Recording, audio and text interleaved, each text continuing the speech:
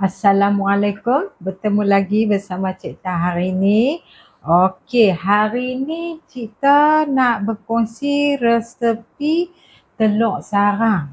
Okey, lepas tu Cik Tah nak tunjuk bahan-bahan apa yang kita nak kena sediakan. Mula-mula Cik Tah ada 5 gram tepung jagung. Lepas tu 5 gram cuka, 4 biji telur ayam saiz B. Lepas tu Cik Tah ada garam. Cukup mudah, cukup senang. Nak cerita bagi. Jadi kita kata tak dah nak baca kali-kali 5 habis pun tengok siap dah telur ni. Nah, okey, lepas tu Cik Tah nak tunjuk cara mana yang kita nak buat tu nah. Okey, lepas tu mula-mula sekali Cik Tah akan pecah telur ayam ni dulu. Nah, Cik Tah ambil 4 biji saja nah. Okey, untuk sekali makan lah. Nah. Okey. Satu.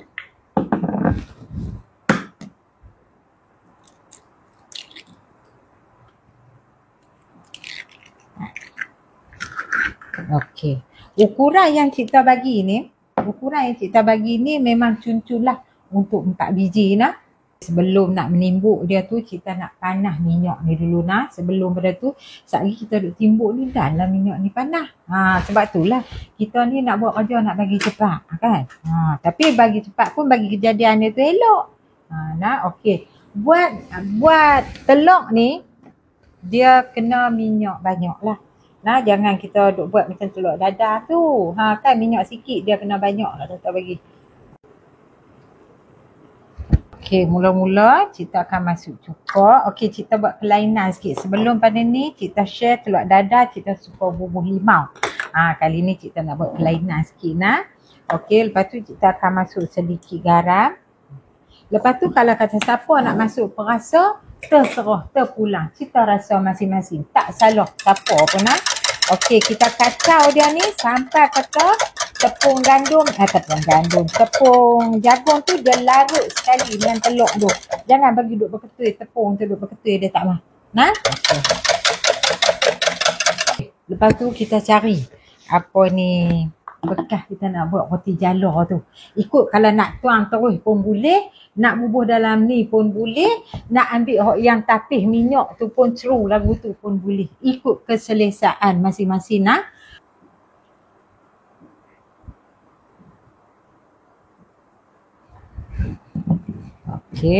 Okey, untuk proses kita nak buat telur sarang ni, dia kena betul-betul bersarang. Minyak kena betul-betul dia panas. Kita kata biar dia berasak tu, dia kena panas sungguh-sungguh minyak. Baru dia nak kembang elok nah. Dia nak bersarang kan tak tahu nah. Okey, lepas tu minyak Cik Tah pun dah berasak berkelun dah ni. Okey, mula-mula sekali kita angkat benda ni. Lepas tu kita nak prep dia masuk di dalam minyak ni nah. Kita angkat tinggi, dia jadi orat kecil. Kalau rendah, dia jadi besar lah sikit. Nah. Okay, bismillahirrahmanirrahim.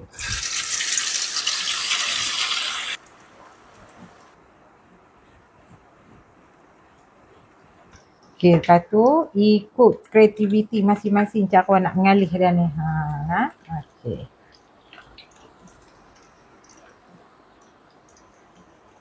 Okey, telur sarang pun dah masak dah. Lepas tu Cik Tah nak toast dia sat.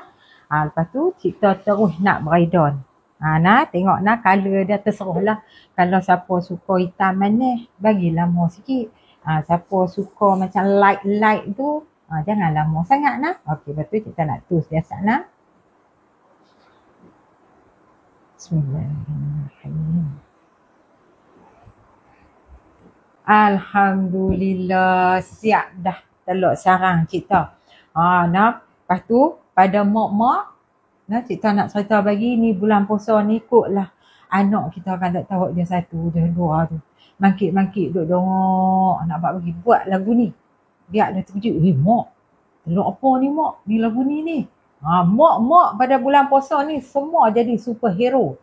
Cukup power mereka nak bagi anak-anak mereka tu semangat untuk nak puasa. Kita buat kelainan sikit-sikit bagi kat mereka. Bawang apa jangan duk bubuh mereka bukan makan waktu kan. Kita ikut kehendak mereka pula kali ni nah. Okey, telur ni kita nak bagi tip dia. telur ni walaupun tadi Cik Tan masuk 4 biji, Cik Tan tak terjun ke semua. Cik Tan buat 2 kali. Jangan terlampau tebal. Bila tebal dia tak garing. Kita tahu 2 kali. Kita tahu 2 kali. Bila kata dia tebal tu dia jadi macam telur dadah biasa. Kan dia tak garing. Kita yang nak makan tu tu kan. Bagi anak-anak cucu kita makan. Allah kita pun boleh nak makan sikit-sikit. Putih sikit-sikit dulu. Bagi dia pun kenyang dulu. Kan. Tu mah Cik Tan nak try hirih tengok. Hukum bunyi kan. Bismillahirrahmanirrahim. Bunyi. Tekan.